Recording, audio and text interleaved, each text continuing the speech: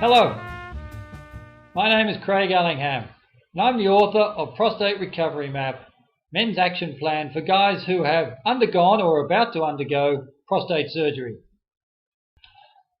This video is one of a series that accompanies the book. If you've arrived here not from the book, that's not a concern, because I'll be telling you how you can purchase the book before we're finished. In the first video, we looked at anatomy of the pelvic floor and the muscle layout where you could feel or palpate the correct muscle activity. In this second video, we moved to level 1 of the 5-level program that I use in the clinic to rehabilitate men following prostate surgery. This first level, there are 3 aspects to be mastered.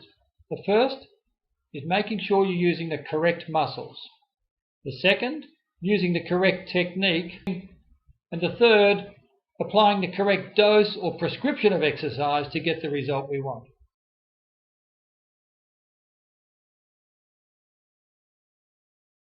Welcome back. Hopefully you've watched the first video on anatomy and palpation, because we're going to move on. Just a brief review.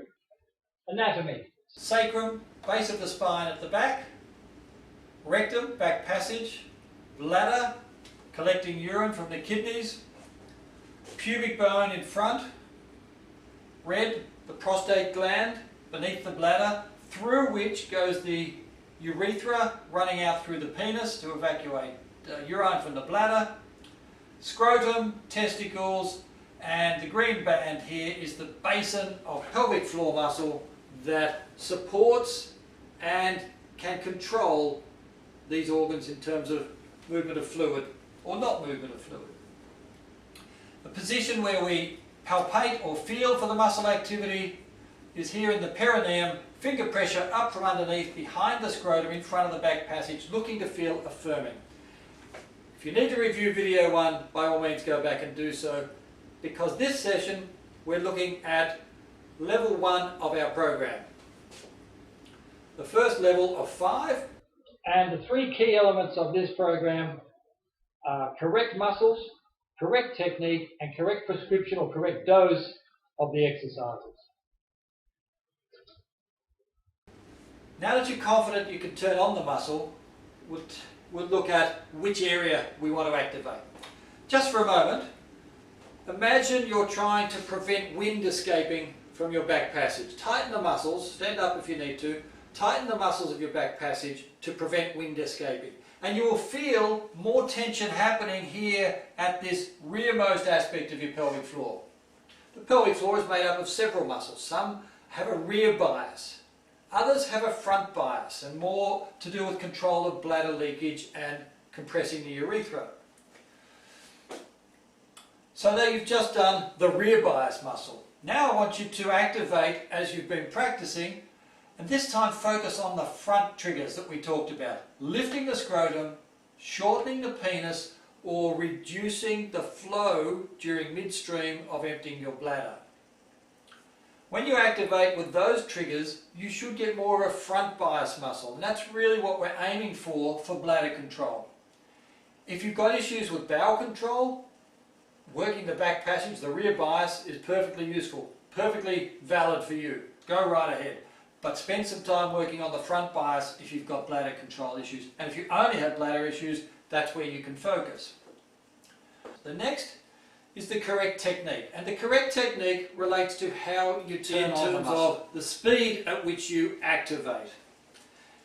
It's not a switch. It's like turning up a volume dial or a dimmer switch on a light.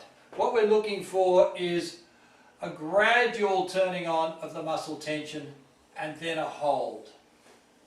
So it's a gradual turn on, slowly activating the muscle and then sustaining it at a certain level of tension. That is the correct technique. So I refer to this in the book and in this video as the dimmer switch idea, where you're just turning up the dial gradually till you reach the volume or intensity you want, and then you just hold it there. The correct dose or the correct prescription is, what is this point here? Well, it's not 100%. And the reason it's not 100% is because when guys, being guys, try to activate their pelvic floor, they give it all they've got. They really do try and suck that testicles up. They really try and retract their penis, and they keep activating as many muscles as they can find inside to make that happen. They try perhaps too hard. And that's, I would say, the trying too hard is the biggest error I see when guys come into the clinic. Because when you overactivate your pelvic floor, you automatically bring in some abdominal muscle tightening. And you know that's happening because the abdominal wall of your belly will start to pull in, will start to flatten or suck inwards. And we don't want it for the very simple reason is when you pull that in, the increased pressure in your abdominal space pushes down on your bladder and obviously wants to squeeze fluid out while you're trying to activate the floor muscles to hold fluid in. So it's going to be quite a challenge in the early stages of rehab to manage that. So we want to reduce your overactivity of the abdominals by reducing your recruitment extent of the pelvic floor. And we reduce it to about 30%. 30% of your maximum. So you're allowed to do 100%er to get a feel for it, and then you've got to estimate what you think is about 30% of that, about one-third the intensity. You can check by watching or feeling for any abdominal movement. There may be a firming of your abdominal muscles. I don't mind that, that's okay. But there shouldn't be movement. There shouldn't be inward movement. So if you watch me, if I just do a 100% contraction now, you can see as I lift the testicles, shorten the penis, I get that done, and then in that next phase, I want to automatically pull my belly in. Where if I go for 30%, you shouldn't see anything happen. You shouldn't see any flattening, firming of my belly. 30%. Slow ramping, 30%, and then we have the hold time. We would like to get you to a 10-second hold time. How do you know your muscle's still activated?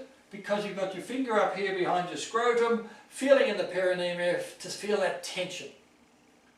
You'll feel two things. You'll feel it firm as you ramp up, and you'll also feel the muscle let go when you stop. You'll feel it firm as you ramp up, you'll feel it let go when you stop. If you can't feel it let go when you switch off, and your switch off can be quite sudden, it's not a slow release like you had a slow ramp. If you can't feel it release when you switch off, it's probably because it's already fatigued and turned itself off. It may go slowly up, beautiful ramping, and oh, that's about all I can go. I can only get 20% and then I'm done. I can only go for 3 seconds. I only made 20%. Why is that? Because the muscle has been pushed around in surgery, the muscle has been rested, it's had a catheter pushed up through it, it's had a whole lot of messing around going on, and it's just not trained yet. So we're starting from this low level. Don't expect to get 30% 10-second holds from day one. It may not happen for you. But if you get 20 seconds, if you get 20% for 3 seconds, that's your starting point.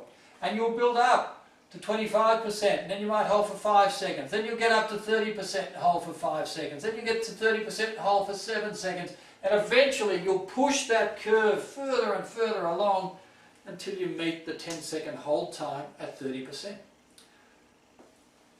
Our goal at the end of level 1, in fact the goal I want you to meet before you even think about level 2, is to be able to do 10 30%ers, each one for 10 seconds in one set of exercise. Sure, you can have a little break between each one, but to be able to feel the ramping, sustain the hold, and feel the switch off at the end of each of those 10 seconds. And to do that with no flattening or inward movement of your abdominal muscle.